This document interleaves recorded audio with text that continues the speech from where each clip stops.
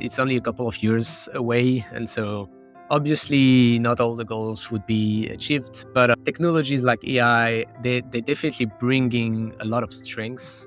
And because they enable you to work at scale in a much easier and faster way, I think they can be a game changer in that work towards sustainability.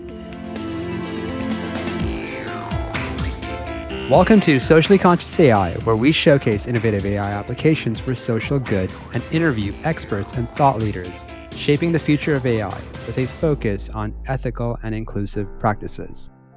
I'm Valencio Cardoso. I'm here with my co-host, Roman Bercot. Roman, how's it going? It's going great, Val. I'm excited to welcome Andy Spezzatti. Andy's an entrepreneur, AI engineer, and data scientist with a notable career in technology and business leadership. He has a Master of Engineering from UC Berkeley, where his research focused on applying deep learning to music and healthcare. Professionally, Andy has developed data products at Genentech and multiple startups, and he currently serves as a tech lead at the AI for Good Foundation, an organization dedicated to leveraging AI for humanitarian purposes. He's also co-founder and CTO at Taltrics, where he leads the development of innovative solutions to improve business processes and strategies across various sectors. Andy has been recognized for his contributions to AI, receiving the 2003 Global Swiss AI Award in Davos. His work spans improving business processes and strategies across over 500 clinical trials, showcasing his expertise in integrating new technologies into various sectors. Andy, welcome to the show. Thank you so much for having me. I'm really excited to be here. Absolutely, and we're excited to hear more about your work for the AI for Good Foundation. Do you mind starting off by giving us an overview of the AI for Good Foundation and what its primary mission is? The AI for Good Foundation, a nonprofit that was founded in 2015 in Northern California, so in El Cerrito next to Berkeley, by Jem Hodson and with some of his colleagues from Bloomberg. And so the primary goal of the foundation is to support sustainable and social goals with the use of new technologies, particularly with the use of artificial intelligence. We try to follow the United Nations 17 Sustainable Development Goals, which is a framework universally agreed on, like with holistic views of various development perspectives. And so we try to support one or several of these goals using technologies. And so we've been partnering with government, private corporation, and with individual in order to create, integrate, or operate technologies or infrastructures that use advanced analytics to support these goals as well. So yeah, I've been with the foundation for now 5 years. I've been leading a couple of the projects that I could talk to. That's incredible. And it sounds like your alignment with the UN's framework for sustainable development is pretty important. And I'm just wondering, what are some of the key values that drive the foundation's projects and initiatives? I think for us, there are a couple of things that are really important. Either the people or the communities that are the most in needs and like that may not have access to the more advanced technologies or that may be a little behind, and making sure that we can also enable these communities through the use of AI. I think that's one big one. Another one, helping other corporations that are building technologies as well to assess how ethical their technology is and like the adversarial use case that may appear as well through this technology. I think these are two very important things. And then we really want also to, we really open as a nonprofit. So we also like want to be a community where anyone can come with us to support certain social initiatives. We have a lot of volunteers that are working for the foundation. And so we really want to also be a place where people that want to also have a positive impact or use their skills on new technologies, development skills, or like it could be also non-development skills. Like we also have economists, political scientists, to also apply these skills for initiatives at the foundation in order to also support and have an impact. So I think that's also one of our value, to try to build that community around us. Yeah, that sounds really important. And I think a lot of people are trying to find sort of meaning in the work that they're doing. And so this is a good avenue and outlet for people. I imagine you've probably seen a lot of evolution in the last 5 years for the organization from being there in terms of the community. Can you maybe speak to some of that? How Yeah, it's changed over the last few years? we did grew our organization significantly, especially in terms of volunteers that are working on our project. And also, I think our footprint has been expanding over the years. So, although we are a nonprofit that is located in Northern California, we do have a global footprint and we operate globally. So, first, a big part of the team is also based in Europe. We have people in North America, also in South America and in Asia. And we also operate on all the continents. And that's something that has been going on over the years, like starting locally first with initial initiatives and then expanding as we got more people joining the teams and more partnership in place. I think that's the first thing for the organization. Another thing, obviously, the technology landscape has been evolving a lot. There's been tremendous progress on the AI front. And so now the technology is a lot more mature than it was when the organization was created almost 10 years ago. And so now there's a lot more things that we can do as well. A lot of the partners that we are collaborating with are also more aware or more used to these technologies that we are enabling now because it has been expanding a lot over the last 2 years, especially with the generative AI big boom that we've seen with OpenAI releasing ChatGPT 2 years ago. And so this has been a big change as well in the way we interact with our other corporation or even governments. We're not necessarily really aware of the capabilities that AI or such technologies were able to do in the past, but now are more and more aware of that because it has taken such a big place in the society now. So the Socially Conscious AI podcast, we're really interested in the AI for Good Foundation. Sounds like you're working on really big, important projects, but you're also the CTO at Taltrics. And I was curious, how do those roles fit together? I'm now CTO of Taltrics, helping organization to better use their resources using artificial intelligence. So we have a platform helping them matching the right resources to the right project and making sure they can maximize their resource utilization.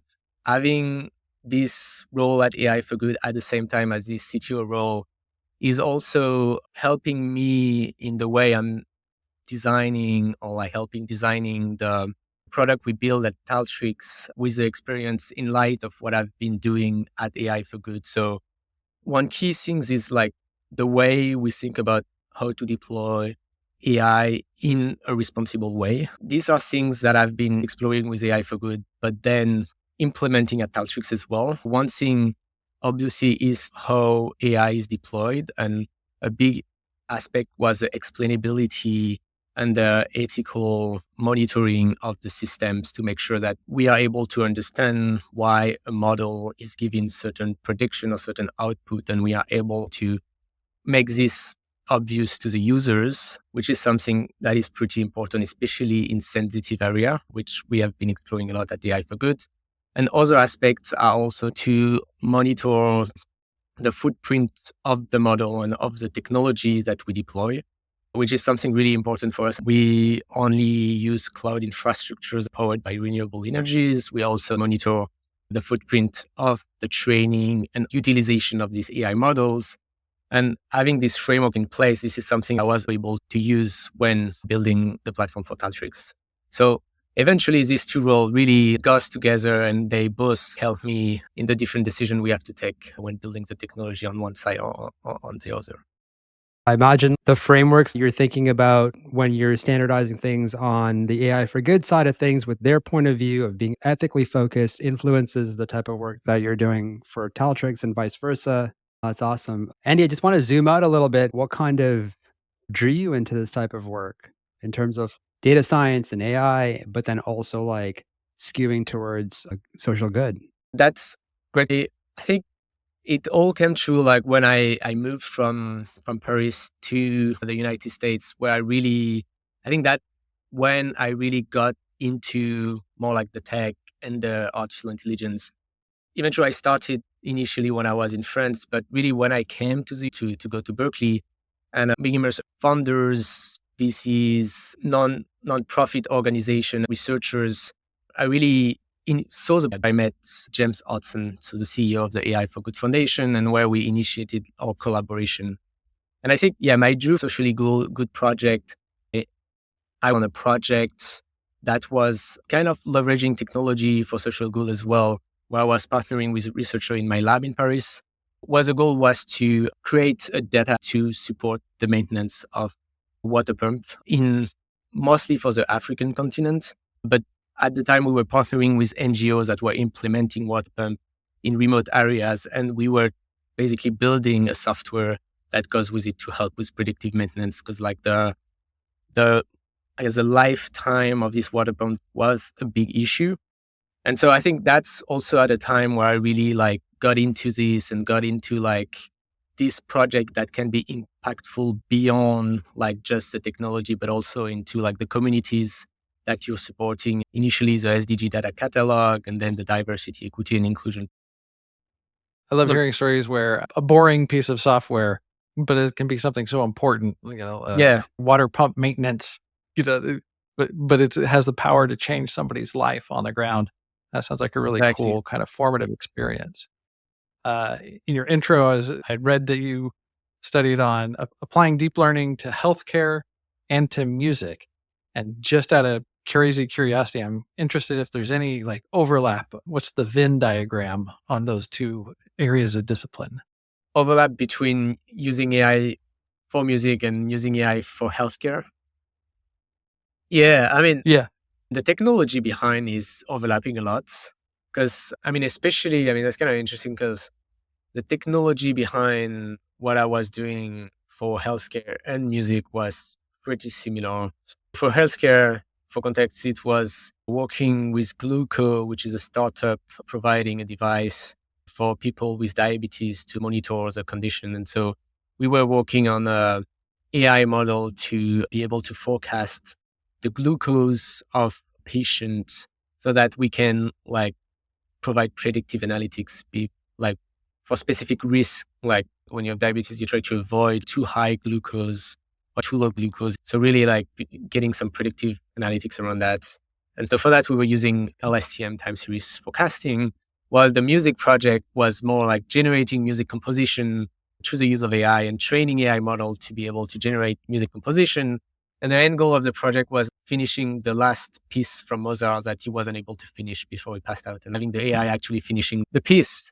And so the actual technology we tried for that project was pretty similar as well. It's also kind of a time series prediction. So we also tried out some LSTM. We also tried some transformers and then that's a pretty fun project because then you could listen to music that the LSTM is able to generate and see if you get some of the same music quality from actual composer, if it's not too repetitive, this is still of good, keeping the good music rules and quality. So it has two different goals, but eventually the technology behind was pretty similar because you train it on different time series and representation of data, and then you try to generate future points, either it's future glucose value or if it's future notes in the composition. That is really interesting. And now I've got to know, how did the music project turn out? Did you get a good composition? Yeah, I think it was pretty good. I have a blog post on it and a link to SoundCloud where you have the composition from Mozart and the finishing notes from the LSTM model. I think it was sounding pretty good. I won't say it was as good as Mozart, but it was definitely a decently good composition. So yeah, that was pretty exciting. You've worked on some really impressive and also impactful projects at AI for Good. I was wondering if there was any in particular that you'd like to highlight. I'd love to mention the SDG Data Catalog, which is pretty core to the original mission of AI for Good to really support sustainable development goals through the use of AI. This project started from the observation that there is a big challenge for researchers working on this topic, which is that it's really hard to stay in touch and know what are the resources available for them to start working on a specific sustainability topic. For example, researchers that may be working on a specific global goal, or they want to do research on the intersection of maybe climate change and gender inequality or any other related sustainability goal. It's really hard to know what are the data sets available that have been built by other researchers and that are maintained. and how you can access these data sets. And I think the reason for that, I think there's two main reasons for that. One is because the amount of information published online has never been as big as today. So it's really hard to like find the really relevant piece of information out of all the volume published daily. You're gonna need to like grow the technology to search for the information as fast as you grow the volume of information, which I think for sustainability dataset resources wasn't the case. Another problem is not all of these resources are publicly available. Many of them are privately owned, which make it hard to find because they're not necessarily findable in the common search engine like Google or even in Google Dataset Search. Starting from this information, we saw that as one of the main blockers to sustainability research. Usually when you start a project on data science and AI, one of the biggest pain points and the biggest part of the project is collecting the data, having the right data that is relevant to your project in a clean way and in a up-to-date way. We saw that as a big blocker and decided to build an infrastructure to pretty much look at all this information and extract the relevant piece based on what this researcher may need. And so what we did is we built a system that automatically scraped the peer review publication online. We started by Open Academic Graph, which is a copyright-free resource from Microsoft where we can get millions of academic papers that we scraped. And then we created an intelligence pipeline using natural language processing and natural language understanding in order to extract the relevant information. So which are dataset names, all the metadata related to it, the context information, and potentially who has used this dataset so you can know who to reach out to if it is not publicly available. And then we built another step, which was like more classifying these datasets to know which SDGs is connected to this dataset. So we really try to only focus on the dataset that are related to these 17 goals and tag them whether they are relevant to gender inequality, if they're relevant to climate change, hunger, or any of the other goals, and then create this knowledge graph and enable researchers to more easily know, like when they're starting research on a certain topics, what's available, if it's maintained, and what were the results obtained with this data set. So they don't need to recreate the wheel every time. And especially if there's potential collaboration, even if it's with private institution, because many times there may be research with private institution that is really relevant for also academia or public researchers. And the data set may be privately owned, but if it's not sensitive data, if it's not like something that is really a competitive advantage to the company, they may be really willing to share it, especially for advancing research on sustainability. But you need to be aware of these resources upfront to be able to reach out and build this collaboration. So that's really what we try to implement, and that's the system we built. And our users were really sustainability researcher, so really like the community we're also trying to build at the same time. So I think that was really a key project, and it's still ongoing because obviously you always need to like update it and maintain it to like take into account everything that's happening out there. That sounds like a really tremendously valuable resource for people who are trying to make similar impacts. Andy, quickly before we move on to the next project, what does SDG stand for? So SDG is for Sustainable Development Goals. And so these are goals that the United Nations created in 2015. So there is 17 of them. One goal is gender inequality, so reducing gender inequality, racial inequality, climate change is another example. So there's 17 of these goals, and each of these goals have targets, like KPIs, so that it's easy to measure where we are in terms of all of these goals and how we are progressing year over year. And so the United Nations is publishing report every year about where we stand for each of these 17 goals and each of the sub-targets. And it kind of create this universal framework that every country can use or a private entity can use when they talk about sustainability. And so they define it very ambitious goal that they aim to achieve by 2030, like completely stopping hunger or eradicating gender inequality, like really ambitious goal like that, in order to drive like change toward this goal, even though they're not exactly achieved by 2030, at least but we're going to get Yeah. closer to them. And yeah, before the SDGs, there was a Millennium Development Goals as well that were set by the United Nations in 2000. And so the SDGs were kind of as a follow-on these Millennium Development Goals that were set from 2000 to 2015. At the end of this, they created the Sustainable Development Goal. While the Millennium Development Goal were more focused on social like progress, Sustainable Development Goal, they kind of added the sustainability aspect. So it's social plus sustainability progress, also integrating all the climate change and all the biodiversity aspect of it. Just to summarize the SDG Data Catalog project, the idea there was collating all this data, categorizing, organizing all the data, and then building out a graph that other applications can tap into to leverage information. Eventually, the end product is a catalog where any researcher can come in and search, for example, a very specific topic, which could be like gender inequality in France, in south of France, related to climate change, for example. And that may be super specific. And then we have like algos that will look to the graph and look at the data set that are the most relevant to this, and then pull out the information and the metadata that I was mentioning that we found in the different academic publication. And so the idea was really what we thought is like, if there is a data set that was built by a researcher and he used it for some research work, he must have mentioned it in a paper he published and described it so that we know what it's like, what are the key things this data set is about. That's the information we use for that. Yeah. I was trying to highlight how important work that is, foundational work for everyone to build on top of. So yeah, that's amazing. It's pretty much at the root of sustainability research here. Because then, yeah, all the other projects could also build on top of it. Because if they need the data resources, they can use the data catalogs. Were there any other projects that you wanted to highlight or dig a little deeper into?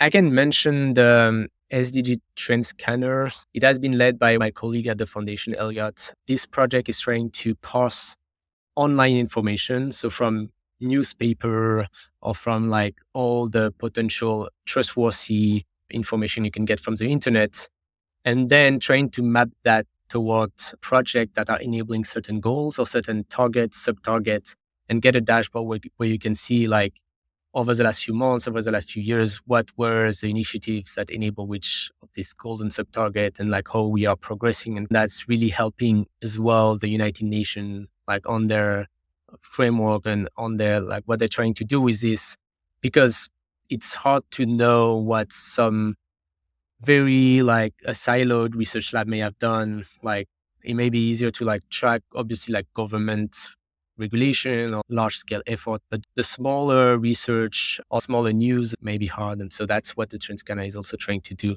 getting this visibility into the progress in a day-to-day basis as well, and seeing all the initiatives that are in that direction of enabling the SDGs. Yeah, with a target date of 2030, I imagine when you started with the AI for Good Foundation, that sounded like a long ways away. And if anything, it just feels like time keeps moving faster and faster and things just really accelerate. Yeah. I'm curious whether you think that AI is going to enable us to accelerate with the demand of the challenges that you're trying to address. I do think AI can be a tremendous ally in terms of working toward the SDG. And it won't be too much because these goals are super ambitious. And as you're saying, as much as in 2015, it may have seemed like you have a lot of time to get there, 15 years, but time flies. It's only a couple of years away. And so obviously not all the goals would be achieved, but technologies like AI, they're definitely bringing a lot of strengths. And because they enable you to work at scale in a much easier and faster way, I think they can be a game changer in that work towards sustainability. It's kind of a double-edged sword because it's a very strong technology, but it also has its downside. So we also need to make sure it's not doing the opposite.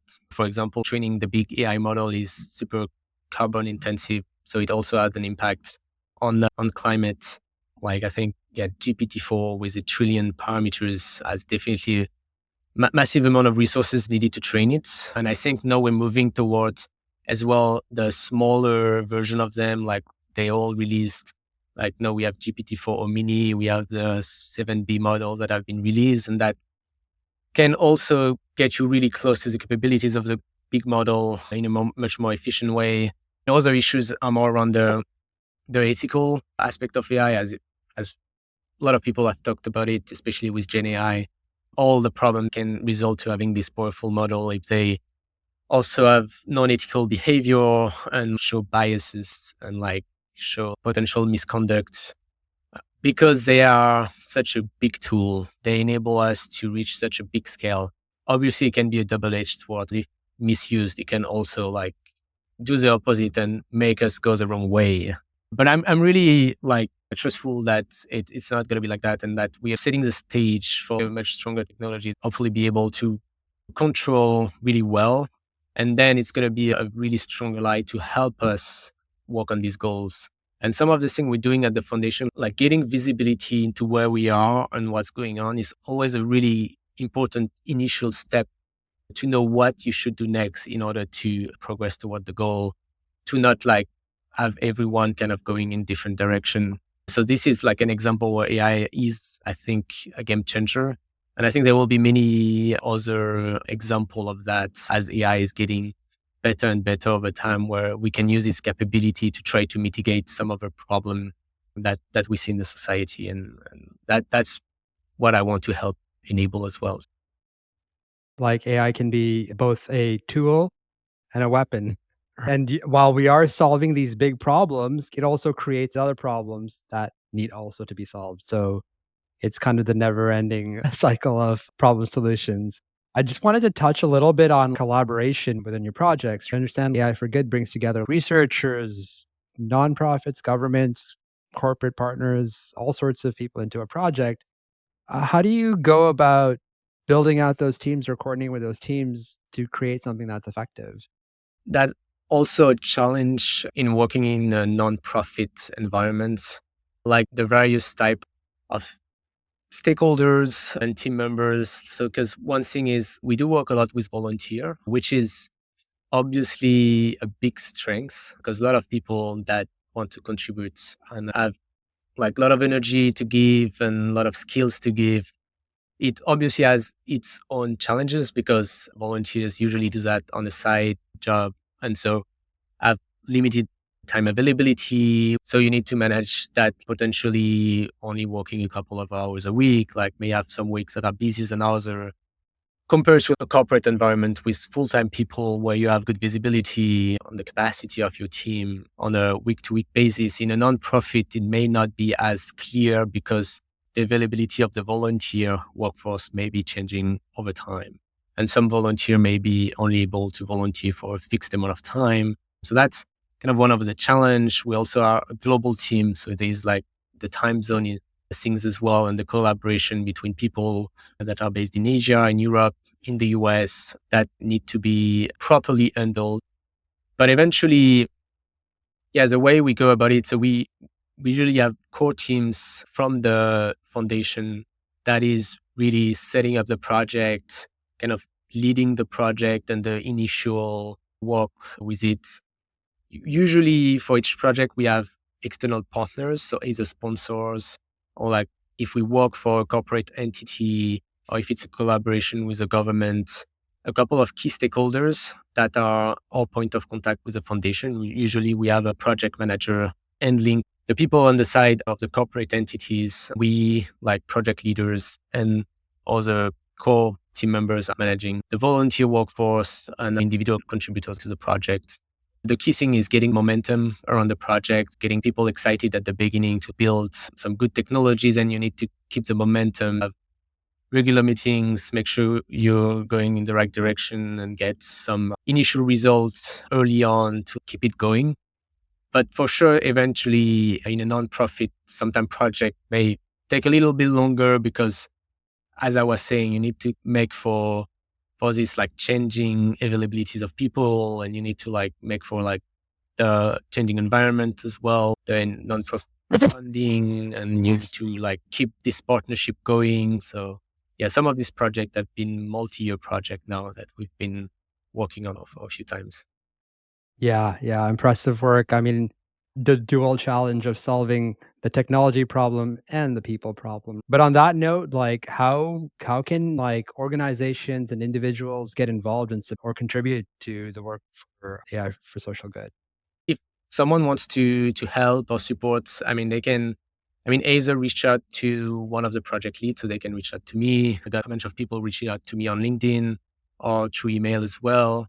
So either to me, to Elliot, that is another project lead, or to some of the leadership at AI for Good. We also have on the website, I think, a sign up option where people can like send an email to the foundation saying they are interested, and they can mention if there's a specific project or initiative they're interested in contributing to. Yeah, they can do it that way as well. And yeah, we always like, yeah, really welcome people that want to contribute, especially if there are specific skills that they can help on either the technical side or more on the like economic side, like social science side as well. We have a bunch of people that are helping there. So yeah, these are the main way to reach out. We also sometimes post some like opportunities online to like share as well, that we need people to help. But even if we don't, people can reach out and share their interests. Anyone can just go to your website and see all the different verticals that you guys are focused on and align, and if there's something that they're passionate about, then they reach out to to dedicate their skills to the cause. Yeah. Are there Okay. specific areas or skills that you're finding yourselves particularly in need of? The skills that are the most in needs are either development skills like developers, backend engineer, DevOps engineer, solution architects.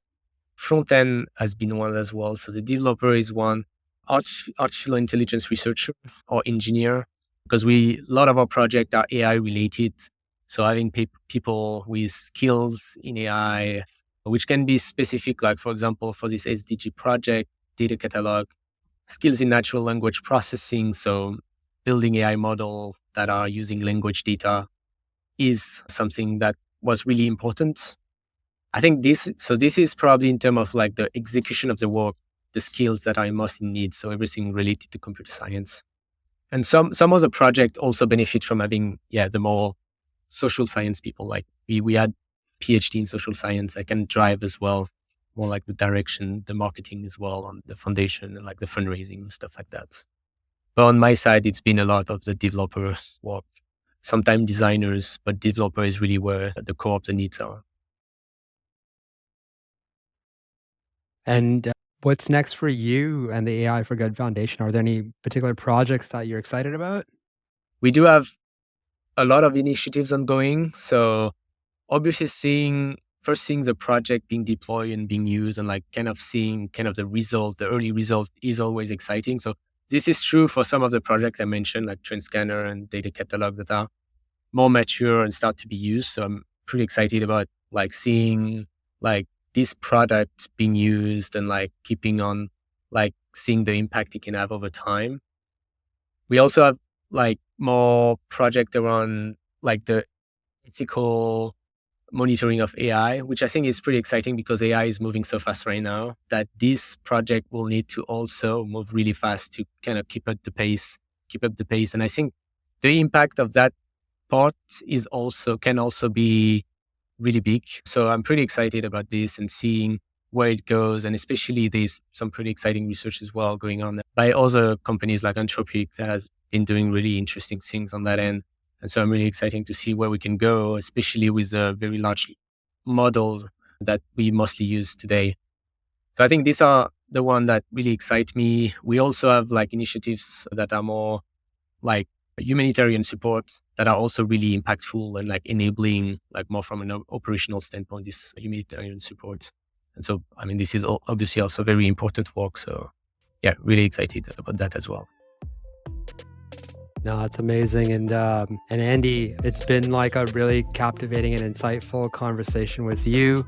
I think the world needs more people like yourself who kind of jump in there and dedicate their skills to solving these big problems. So keep up the work. And yeah, how can our listeners stay updated on some of the work, the AI for Good work that's going on? Yeah, I would say, I mean, you can follow the foundation on LinkedIn. That's where most of the information goes. We also have an Instagram, but I'll say LinkedIn is the most updated, or you can also check out our website with our blog posts where we share some updates on a regular basis. Yeah, thanks. I'll just say that as well, Andy. I really enjoyed learning more about you and your mission there. Yeah, just wanted to say, thank you so much for the invitation. And I really enjoyed the discussion as well. Thanks for joining us for the Socially Conscious AI podcast with our amazing guest, Andy Spezzatti.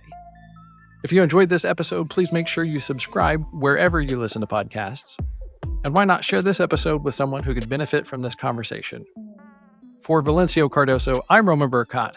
Until next time, stay curious, stay conscious.